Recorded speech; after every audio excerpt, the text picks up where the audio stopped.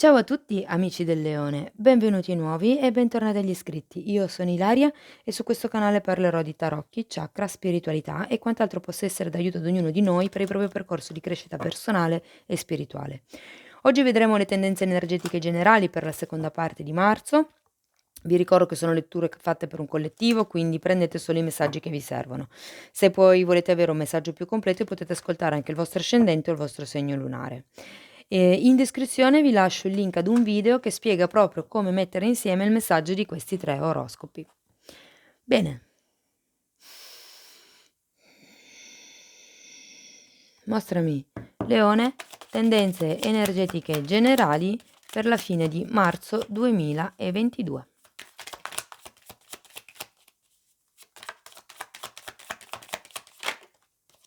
Wow, la sacerdotessa è uscita anche a Cancro.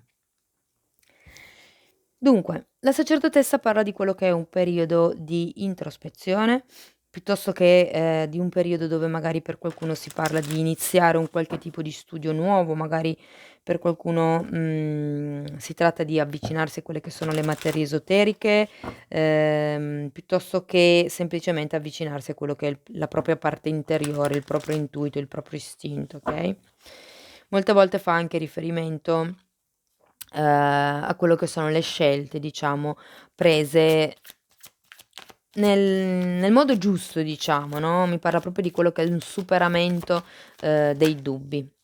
Guardate, è uscita un'altra volta la sacerdotessa, poi abbiamo il 5 di spade, quindi di nuovo si parte proprio da questo tipo di energia anche un po' spirituale, se vogliamo, okay?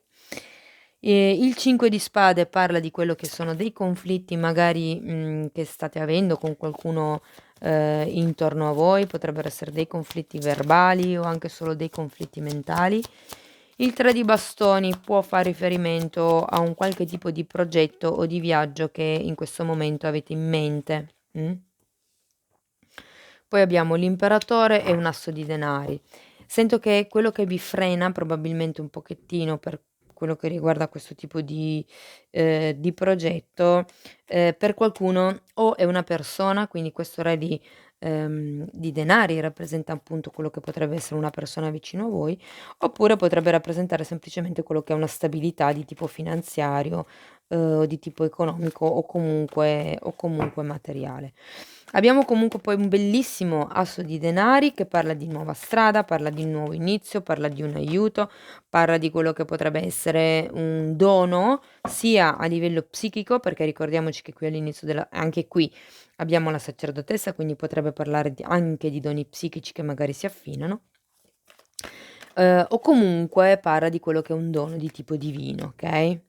Un regalo diciamo che arriva dal cielo. Abbiamo poi un re di spade. Il re di spade potrebbe essere una vostra attitudine, una persona che entra nella vostra vita o una persona che già c'è nella vostra vita, ma in questo caso che sento che la lettura è più che avere una connotazione romantica, lavorativa, è più una questione di tipo diciamo spirituale sento.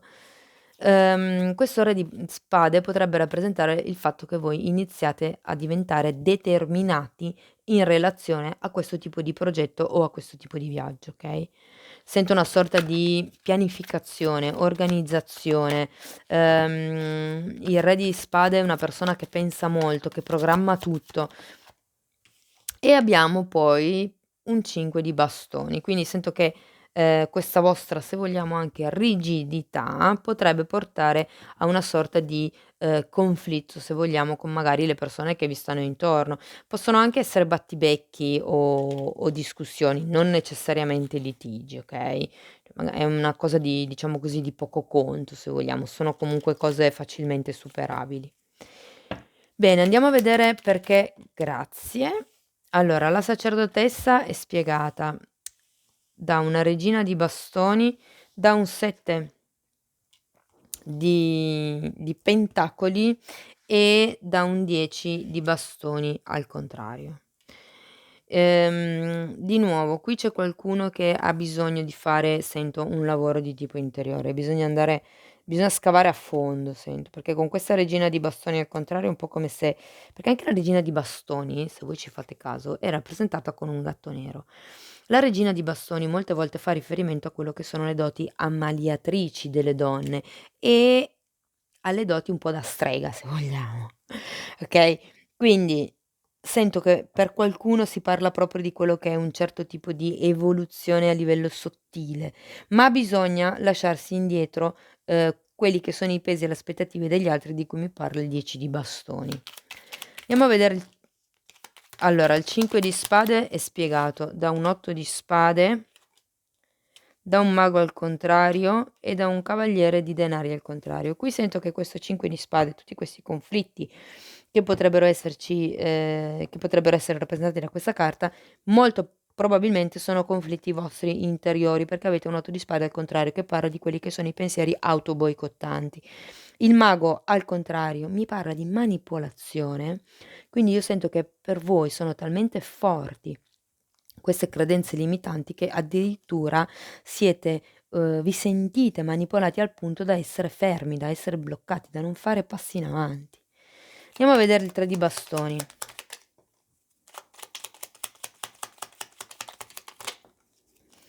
Allora, il 3 di bastoni è spiegato da un asso di bastoni al contrario e da un 8 di pentacoli. Non c'è un'azione per quello che riguarda questo tipo di lavoro, questo tipo di impiego, questo tipo di progetto, di viaggio, di idea. Non c'è un'azione ancora di tipo concreto. Andiamo a vedere questo re di denari, per piacere, grazie. Wow, ruota della fortuna. Allora, ruota della fortuna, 9 di coppe e di nuovo un 5 di bastoni che avevate già qui. Vi faccio presente che avete 2 5. Allora, sento che probabilmente questo tipo di stabilità che vi manca, uhm, può essere legato, sia da un punto di vista materiale a quello che è la vostra stabilità, se vogliamo economica, perché anche la ruota della fortuna parla di quelli che sono i doni, parla di quelli che sono i cambi e avendo anche poi un 9 di coppe, sento che c'è qualcuno che non è ancora pienamente soddisfatto del tipo di stabilità che ha creato fino ad ora. Però c'è ancora un qualche cosa che non cambia. La ruota della fortuna normalmente appunto parla di nuovi cicli, ma non lo sento ancora tanto. Come se questa stabilità vi potesse arrivare solo nel momento in stabilità economica parlo, vi potesse arrivare solo nel momento in cui voi facciate ordine in quello che sono le vostre emozioni. Per qualcuno, parla di uscire dalla zona di comfort. Okay, andiamo a vedere questo asso di wow, pentacoli e abbiamo subito un bellissimo 3 di spade al contrario, la regina di coppe, un 10 di denari e un 6 di coppe al contrario. Per iniziare questo nuovo ciclo di cui mi parla l'asso di pentacoli, sento che è necessario lasciarsi indietro un qualche tipo di sofferenza che si ha nel cuore, okay, probabilmente qualcuno, come vi posso dire, sta cercando di iniziare, di avere questo nuovo percorso, questa nuova strada, questo nuovo modo di vedere le cose. Sento che per qualcuno fa riferimento al riconoscimento, che nel senso che è importante che qualcuno riconosca questa nuova strada che si sta iniziando a percorrere, okay, ma per certi versi bisogna probabilmente un attimino lasciarsi indietro quelle che sono le favole. Andiamo a vedere il re di spade spiegato da una giustizia. Wow, giustizia, la carta della torre, la carta del 5 di spade e ce l'avevate anche qui, la carta del 7 di coppe e la carta del fante di spade. C'è qualche cosa qui, che bisogna tagliare ragazzi. Avete sia il re di spade che la giustizia. C'è qualche cosa che vi dovete lasciare indietro perché se no poi arriva la torre. Se non la fate arrivare voi arriva per mano dell'universo, okay, è come se dovesse staccarvi da quelle che sono tutte le illusioni materiali, è un po' quello che di cui parlavamo anche qui, dovete staccarvi da quello che e anche un po' il controllo, che è quello di cui mi parla il Fante di Spade.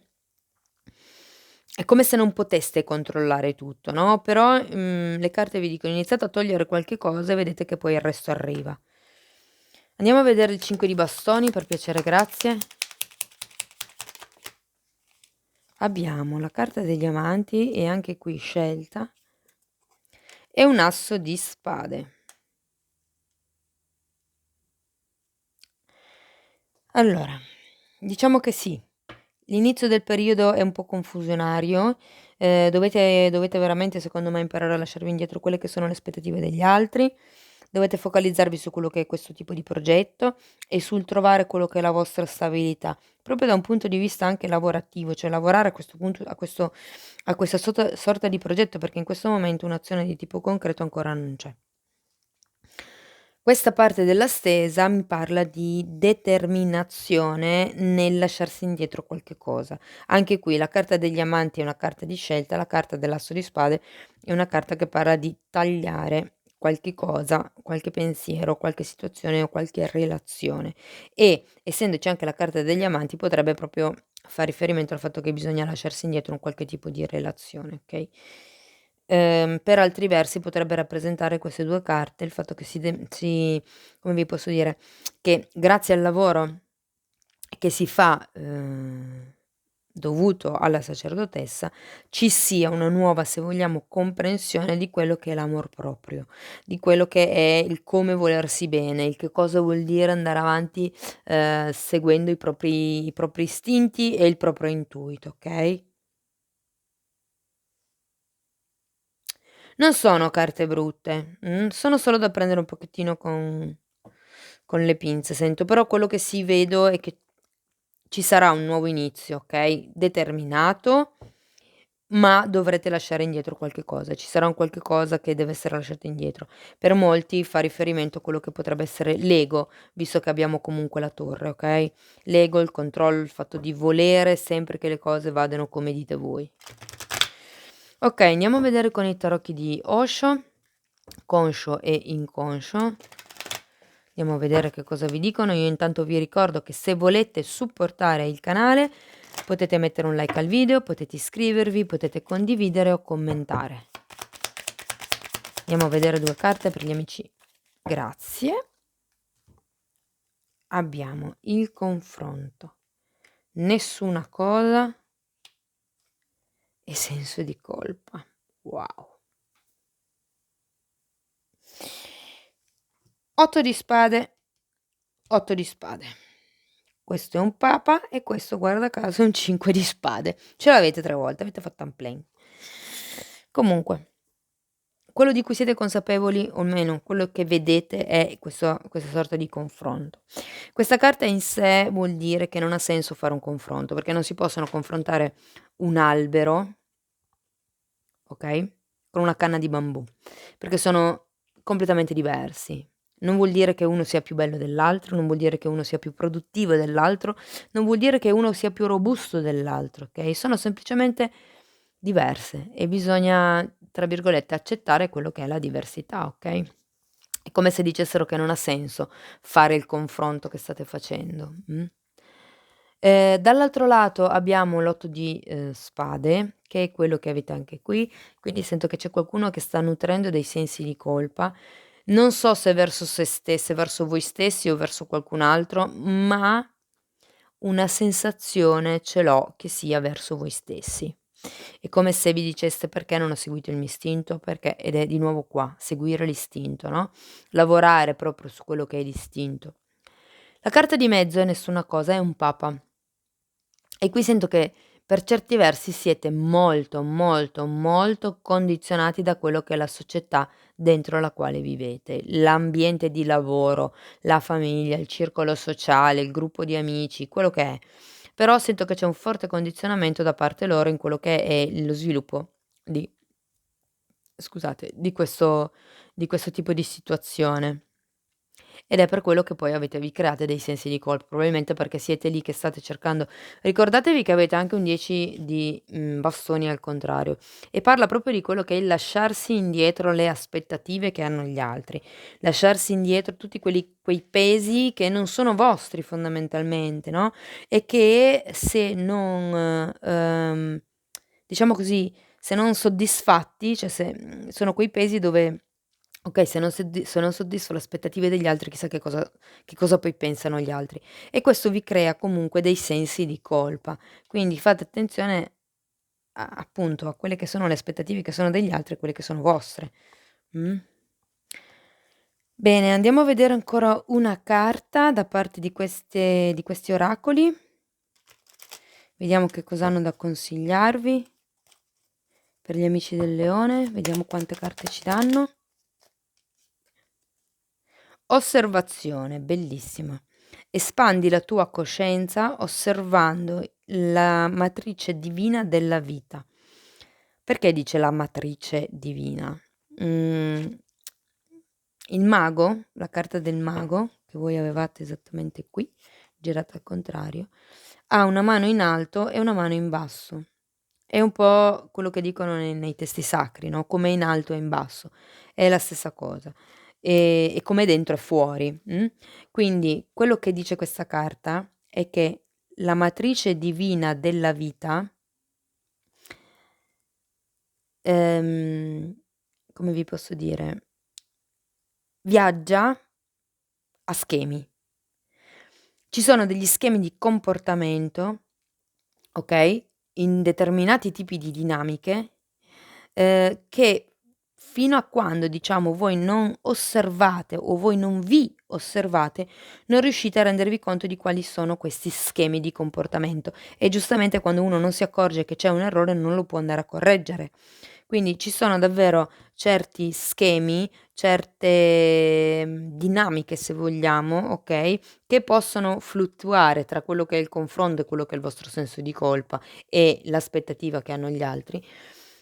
E la carta vi dice: iniziate ad osservare queste dinamiche, iniziate a capire perché la gente si aspetta certe cose da voi, perché voi continuate a soddisfare le aspettative degli altri fondamentalmente, o perché voi continuate a reagire in quel modo lì, se vi dicono quella roba lì. Cioè si tratta proprio di fare quello che è un lavoro di osservazione di voi stessi, di quello che pensate, di quello che fate, di quello che dite, di come reagite, okay, perché una volta che imparate ad osservare queste cose, vi rendete conto, dice: "Ma perché io reagisco così? Ma ha senso.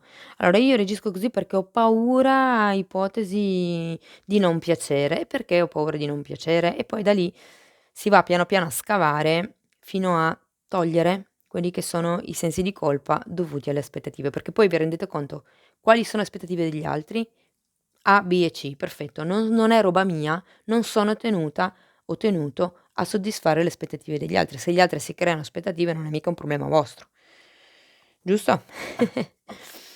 Bene, cari amici del leone, questo è quello che avevo per voi. Io spero che la lettura in qualche modo vi sia stata utile. Vi ringrazio tanto per il tempo che avete trascorso qui con me. Vi mando un abbraccio e ci vediamo nei prossimi video. Ciao ciao.